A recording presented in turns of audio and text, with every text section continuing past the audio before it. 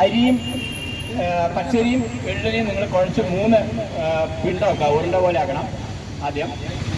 കർക്കിടക മാസമായതുകൊണ്ട് ഏതെങ്കിലും ബലിതർപ്പണ കേന്ദ്രത്തിൽ നിന്നുള്ള ദൃശ്യങ്ങളാണ് എന്ന് തെറ്റിദ്ധരിക്കരുത്. കോൺഗ്രസുകാർ ബലിയിടുകയാണ്.